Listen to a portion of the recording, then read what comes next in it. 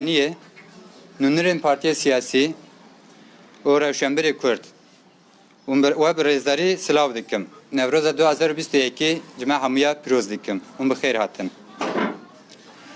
Li Tirkiye û Bakurê Kurdistanê rewşa siyasî û civakî dibin zextê AKP û MHP de ye. û her diçe rewş xirabtir dibe. Her roj agahiyên êriş, dagirkirin, girtin û kuştinê tên. Devleta Tirk dixwaze wî polîtikayê xwe asayî bike. Bi wan re girêdayî gef li Şengalê dixwe êrişî Başûrê Kurdistanê dike, li rojava gundan toparan dikin û zarokan qetil dikin. Li Efrîn û serê Kaniyê jinên Kurd revîne, difroşe, kesên medenî dil digire û dikuje. Dîsa li hemberê berê gelê Kurd bi rêz Abdullah Öcalan îşkence û tecrîdekî bêhempa dimeşînin. Edî li ser tenduristî û jiyana bi rêz Abdullah Öcalan metirsiyek mezin heye. Êrişên faşîzan bi wî jî sinordar nîne. Dewleta Tirk siyaseta hundir de çiqas lewaz dibe, ew qas li berê xwe dedi Kurdan û êrişên dedi sersazî û endamên tevgera azadiyê.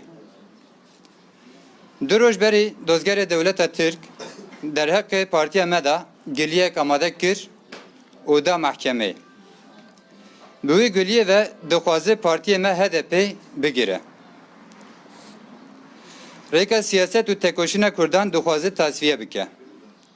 Derheqê 687 siyasetmedaran da qedexeya siyasî hatiye xwastin. Dewleta Tirk dixwaze bi wan hewldanê xwe tekoşîna Kurdan û destkeftê wan tasfiye bike. Heta niha 8 partiyên Kurdan hatin girtin. Dîsa nêzîkî 12,000 siyasetmedar û endamên HDP di zindanê Tirkiye'de girtiye. Girtiyên azadiyê jî ji sed rojê zêdetirê di çalakî grêva birçîbûnê de berdewam e. Bêguman, tê zanîn ku Dewleta Tirk ji bo tûnekirina Kurdan son xwariye. Sedema hemû êrişên Dewleta Tirk hebûn û berxwedana gelê me ye. Hewl dedin, gelê me bigirtin, bikuştin, dagirkirin û helandinê xilas bikin. Em li vir hewldan û êrişên Dewleta Tirk bi tundî şermezar dikin. û em dibêjin ku sazî û dezgehên gelê Kurd bi biryarên Mehkemeyê Dewletê Tirk nehatiye avakirin, lewma bi daxwaz û biryarên Mehkemeyê Dewleta Tirk xilas jî nabin, nayê girtin. Her çi qas zext û zordarî giran bibêjî, em dizanin ku rejima AKP MHP ji ber tekoşîna gelê me bêçare maye û êrişê xwe zêdetir kiriye. Diyar e gelê Kurd bi tekoşîn û keda xwe di dilê Dewleta Tirk de tirs û xofek ava kiriye. Em wek nûnertiya HDP li hemberê vî biryarê rûreş û xirab bang li hemû hêzên niştimanî û netewiyê Başûrê Kurdistan dikin. Ku piştgiriyê xwe ji bo HDP diyar bikin û li HDP xwedî derbikevin. Em dizanin ku HDP çiqas Kurd bibe, tekoşîna Kurdan jî wê li her dewerê de ew qas Kurd bibe.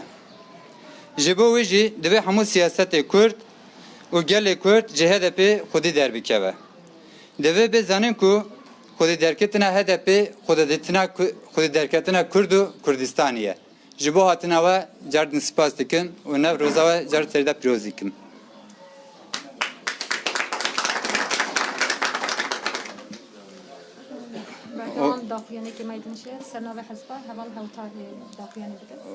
Ji bo Hizbê Başûrê Kurdistan li ser navê Hizbê Başûrê Kurdistan heval hewta dixwaze daxuyaniyekî bidin. زۆر سوپاس. بە ناوی ژمارەیەک لە حیزب و لایەنە سیاسیەکان و کەسایەتیەکانی باشووری کوردستان پێمان وایە دۆسیەی لە دۆسیەی داخستنی هەدەپە سیاسیە. دەوڵەتی تورکیا دۆسیەکی بۆ داخستنی پارتی دیموکراتی گەلان هەدەپە کردوتەوە هەڵمەتی تند فراوان دژ بە ئەندامان و لایەنگران و پەرلەمانتارانی هەدەپە دەست پێ کردووە.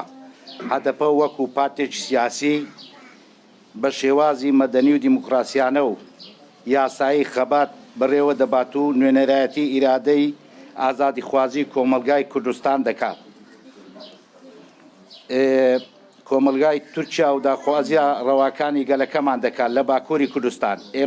ئێمە وەکو ژمارەیەک حیزب لایەنی سیاسی و کەسایەتی وێرای پرۆتۆستۆکردن و لە بەرامبەر دۆسیەی داخستنی ھەدەپە ئەو بڕیارانەی حکومەتی تورکیا بە بڕیارێکی سیاسی حیزبی دەسەڵاتدار دەزانین کە دەوێت ئاستەنگ لە بەردەم خەباتی پەرلەمانی ھەدەپە دروست بکات.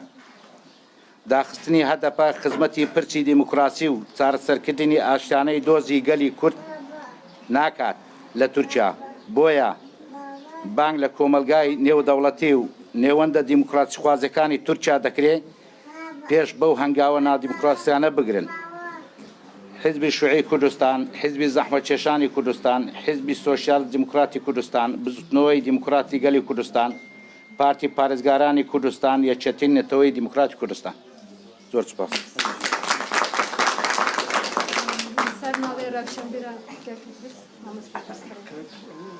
لەسەر ناوێ ڕەوشەنبرە مامۆستا ئیدریس بخوازە دەخوایەنێکی بدەن. سوپاسان دەکەین. سەرەتا بە خێرەتیشی گەرم بڕ هەموو لاگە دەکەین سەبارەت بە ڕۆماڵکردنی ئەو بارودۆخی ئێستای کە هاتووتە ئارەوە لە باکووری کوردستان. بێگومان پرسی کورد یەک پرسە چەند پرسێکی نییە، واتە باکوور و باشوور و ڕۆژهەڵات و ڕۆژاوا یەک پرسە و ئەو هەوڵ و کۆشانەی کە ئەکەفە پارتی لە بەرنامە و ئەجنداکەی خۆیدایە بۆ پاکتاوکردنی مەسەلەی کورد ئەمڕۆکە شتێکی زۆر ئاساییە. ئەمە دەگەڕێتەوە بۆ سەردەمی کەمال ئەتاتورک. هەر لە کۆنەوە تورکەکان قینیان لە گەلی کوردەودانوێ بە هەر شێوەیەک بێتن و ڕێبازێک بێتن و داردەستەکانی خۆیان و بەکرێکیراوەکانی خۆیان بەکار بهێنن بۆ پاکتاوکردنی کورد و بۆ ڕێگریکردن لە پرسی پێشکەوتنی پرسی مەسەلەی کورد. زالێرەدا ئێمە کە کۆمەڵێک ڕۆشنبیر و چالاکوانی مەدەنی و مامەسایانی زانکۆین هاتوینە لێرانە نیگەرانی خۆمان دەربڕین دەربارەی ئەو هەوڵ و کۆشانەی کە دەوڵەتی تورک دەیەوێتن ھەدەپە بارگای ھەدەپە دابخراتن و ئەمەش هەوڵێکی مەترسیدار و ترسناکە لە بۆ ئایندەی تورکیا و لە بۆ ئایندەی بیری پێشکەوتن خوازەکان و ئۆپۆزیسیۆن و بیری سەب لە گۆڕەپانی سیاسی تورکیا. لێرەدا ئەوە هەوڵی یەکەمی نییە. هەوڵی تورک بەردەوامە لە پاکتاوکردنی کورد و دژایەتی کردنی پرسی مەسەلەی کورد. جا هەر وەکو بەخۆشان ئەردوغانی فاشیست کە ئاماژەی پێدەکاتن ئەگەر هاتوو دەوڵەتێکی کورد لە باشووری ئەفریقاشدا مەزتن ئەو دژایەتی دەکاتن لە هەر شوێنێک بێتن پێش ناکەمە بەڵگەکان هەموو یەک لە دوای یەک باز بکەین و بینەکایەوە و ئێوە ڕۆژنامەنووسان و خەڵکانی ئۆپۆزیسیۆن و خەڵکانی ڕۆشنبیر و خەڵکانی ئاشتی خواز و پێشکەوت و خواز شارزانە لە هەوڵەکانی ئەکەفە پارتی دەربارەی گەلی کورد. بێگومان ئەو هەوڵە نەزۆکانە دەبێتە هۆکارێکی سەرەکی و گرنگ لە بۆ بەرتەسکردنەوەی ئازادی نەکرد لە بۆ گەلی کورد، بەڵکو لۆ سەردەم گۆڕەپانی سیاسی باکووری کوردستان واتە تورکیا. لێرەدا ئێمە دەمانەوێتە نەمانێت بە درێژایی بچینە ناو بابەتەکەەوە داوا دەکەین لە کۆمەلگای نێودەوڵەتی لە نەتەوە یەکگرتووەکان لە یەکێتی ئەوروپا لە ڕۆژنامەنووسانی جیهانی لە سەردەم ڕۆشنبیران و تێکۆشەران و ئازادی خوازانی گەلان بێنە سەرخە دەربارەی ئەو مەسەلە ترسناکەی کە دەربارەی کورد دەبێتەوە. بەڵام ئەوە تەنها لە بۆ کورد نییە، بەڵکو لۆ سەردەم ئۆپۆزیسیۆنەکان و دەرگە ناڕەزیەکانی گەلی باکوورە. لێرەدا دووبارە ئێمە هاوسۆزی و هاوخەمی خۆشمان دەردەبڕین بەرامبەر ئەو پرسە نەزۆکانی ئەو هەوڵە نەزۆکانی کە دەوڵەتی تورکیا گرتوویتە دەربارەی ئەو مەسەلانە.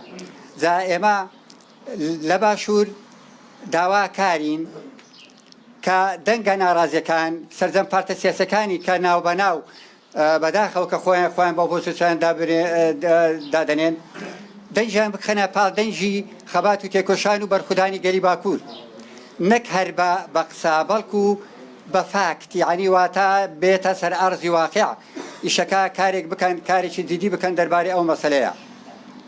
دووبارە ئێمە داواکارین لە ڕۆشنبیران و ئازادی خوازانی باشوور کە دەنگکان و هەوڵ و تێکۆشەکانیان بخەنەگەڕ بۆ ئەوەی کە بتوانین بەرەیەکی فراوان دژ بە داگیرکاری و دەسەڵاتی ئەکەفە پارتی کە درێژەدانیشە لە هەوڵدانی خۆی بۆ پیادەکردنی قەڵاچۆکردنی گەلی کورد لە هەموو هەر چوار پارچەی کوردستان نەکرد لە باکوور. دووبارە سڵاو ڕیزمان بۆ خەبات و بەرخودانی باکوورە. ئێمەش هاودەنگتانین لە تێکۆشان و خەباتان نامانێت ئێمە لە خەباتەکانتان دابسڕێن و بەڵێنەکە بە خوێنی شەهیدان و شەهیدەکانی خۆمان داوە چ لە باکوور چ لە باشوور چ لە ڕۆژهەڵات چ لە ڕۆژاوە کە ئێمە درێژە بە خەباتی خەبات تێکۆشانی گەلی کورد بدەین. دووبارە سڵاو ڕیزمان خەباتکردن تا